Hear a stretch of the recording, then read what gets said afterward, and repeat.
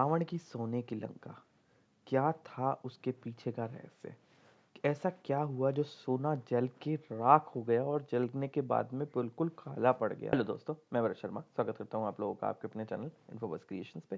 Channel को आपने अभी तक सब्सक्राइब नहीं किया है तो जल्दी से सब्सक्राइब का बटन दबा दें और बेल आइकन को ऑल पे कर लें, ताकि जब भी कोई न्यू वीडियो आए तो उसकी नोटिफिकेशन आपके लोगों के पास में आ जाए। दोस्तों, आज हम बात करेंगे एक ऐसे रहस्य के बारे में, उस रावण की उस सोने की लंका के बारे में, कि उसके पीछे का ऐसा क्या रहस्य था, क्या ऐसी जो स्टोरी है जो उस लंका के साथ में जुड़ी हुई थी, जो रावण की जो सोने की लंका थी वो पिघली नहीं। आपको पता होगा, सोने को अगर अग्नि दी जाए तो वो सोना पिघलता है, जल के राख नहीं हो जाता। तो आज हम उस रहस्य के बारे में बात करेंगे। मैं आपको उस सोने की लंका का पूरा रहस्य बताऊंगा। तो एक बार की बात है, एक बार भगवान शिव और माता पार्वती कैलाश पर्वत पे बैठे हुए थे। तो माता पार्वती ने जब ऐसे ही गए थे भगवान विष्णु के पास में, तो वहाँ पर लक्ष्मी जी थे। तो उन्होंने भगवान विष्णु का महल देखा, ऐसे ही ब्रह्मदेव का भी महल था। तो उन्होंने देखा कि सभी देवी देवताओं के तो महल हैं। अब जब वहाँ पर उन्होंने देखा तो लक्ष्मी जी का जो महल था वो तो बहुत ही अच्छा, सुंदर, अद्भुत था। तो उन्होंने क्या किया, उन्होंने भगवान शिव जी के पास में आके बोला कि सब देवताओं के पास में महल है, आप एक वैरागी से घूमते रहते हो, तो आप हमारे लिए भी कुछ ऐसा क्यों नहीं करते जो हमारे लिए, मेरे लिए भी कुछ एक महल बन जाए जहाँ पर मैं रह सकूँ, जहाँ मुझे भी एक तरह से, मतलब जो देवी देवताओं के पास में इतना इतना ज़्यादा मान सम्मान है, जो महल चकाचौंध है, वो हमारे पास में भी हो। तो भगवान भोलेनाथ ने कहा कि ऐसी चीज़ों की हमारे को कोई ज़रूरत नहीं है, मगर अगर आप कहते हो तो मैं आपके लिए महल बनवा देता हूँ। तो अब माता पार्वती की इस जिद के ऊपर भगवान भोलेनाथ ने विश्वकर्मा जी को बुला लिया। अब विश्वकर्मा जी को बुलाया और उन्होंने बोला कि आप जो भी देवी, आप जो भी चाहते हैं, जैसा भी आपको महल चाहिए आप इनको बता देंगे, आपके लिए वैसे ही महल तैयार कर देंगे। अब माता पार्वती जी ने उनको बताना शुरू करा। तो उनको एक एक चीज बताई कि मेरा महल इतना सुंदर हो, इतना विशाल हो, इतना भव्य हो, इतना अद्भुत हो कि सब लोग देख के उसको हैरान रह जाएं, जो भी उसको देखे और उसकी साइड में खींचा चला आए। तो मतलब इतनी सारी चीजें बताई विश्वकर्मा जी को। विश्वकर्मा जी सुनते गए और उनका महल उन्होंने पूरा का पूरा तैयार कर दिया। अब रही दही कसर जो थी, वो कुबेर देवता ने अपने उस महल को पूरा का पूरा सोने से सुशोभित कर दिया। तो पूरा का पूरा महल सोने का बन गया। अब जब सोने का महल बन गया तो अब हुई गृह प्रवेश की बारी। तो भगवान शिव और माता पार्वती उन्होंने कहा कि चलो अब गृह प्रवेश करते हैं। अब जब गृह प्रवेश करने गए तो उन्होंने कहा कि किसी ज्ञानी महात्मा को बुलाया जाए और पूजा करवाई जाए, पूजा पाठ करवाया जाए, और उसके बाद में गृह प्रवेश किया जाए। तो उन्होंने फिर जो ऋषि थे, ऋषि विश्ववा, अब उन्होंने विश्रवा ऋषि को बुलाया और उनको बोला कि आप यहाँ पर हवन यज्ञ वगैरह करें और हमारा गृह प्रवेश करवाएं। अब विश्रवा ऋषि बहुत ही ज्यादा ज्ञानी ऋषि थे, महात्मा थे वो।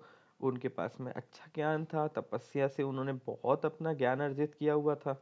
तो अब उन्होंने पूरा हवन वगैरह करवा के और सब कुछ उनका गृह प्रवेश करवाया दिया।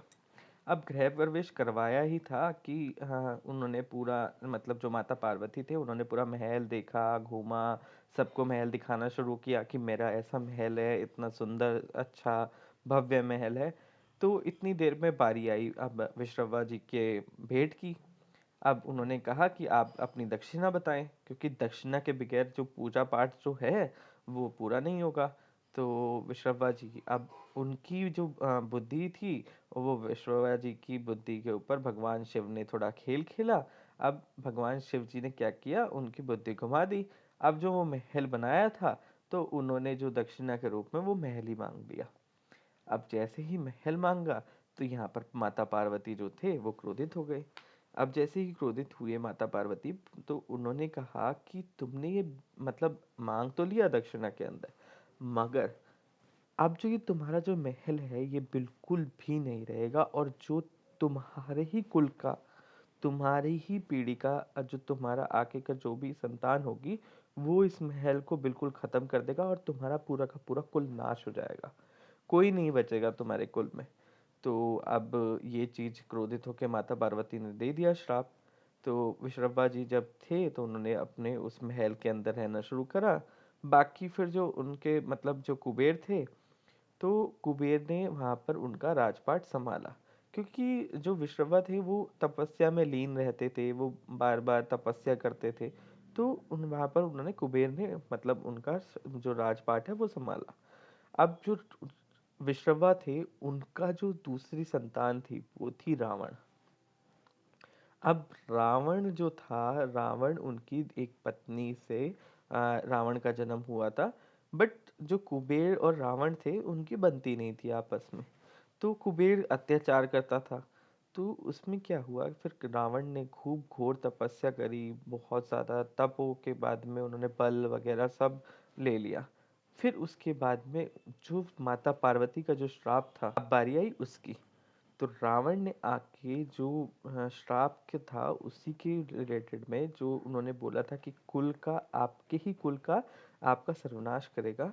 तो रावण ने आके जो मतलब उसका जो बदला था कि उसका जो मतलब भाई थे, जो सौतेला भाई था कुबेर, उसने वापस आके उसके ऊपर अपने हमला कर दिया और जो जो लंका थी, सोने की लंका, उसके ऊपर अपना कब्जा कर लिया।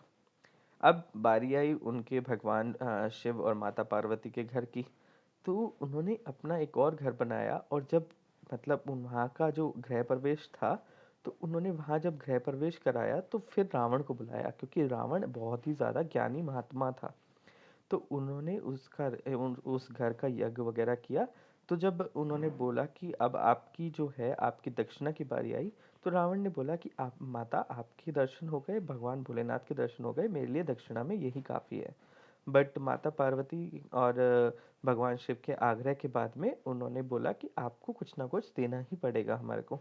तब रावण ने क्या कहा, रावण ने कहा जो आप मतलब लंका है वो आप मेरे को दे दें, और मेरे को ये भेंट के रूप में मेरे को ये चाहिए। तो फिर रावण ने जो सोने की लंका थी वो अपने नाम करवा ली थी, और उसी तरीके से रावण ने उसके ऊपर लंका के ऊपर कब्जा किया।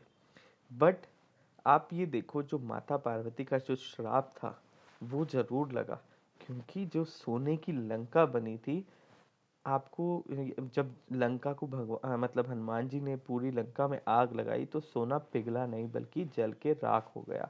वो सोना बचा ही नहीं। तो इसी वजह से जो माता पार्वती का जो श्राप था, उसने पूरा लंका को खत्म कर दिया, और यही नहीं, लंका नहीं बल्कि पूरा का पूरा उनका जो कुल है वो सर्वनाश हो गया।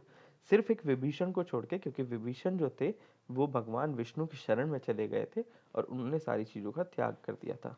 तो भगवान विष्णु की कृपा से वो बच गए थे। अदरवाइज पूरी की पूरी लंका और उनका कुल का पूरा सर्वनाश हो गया।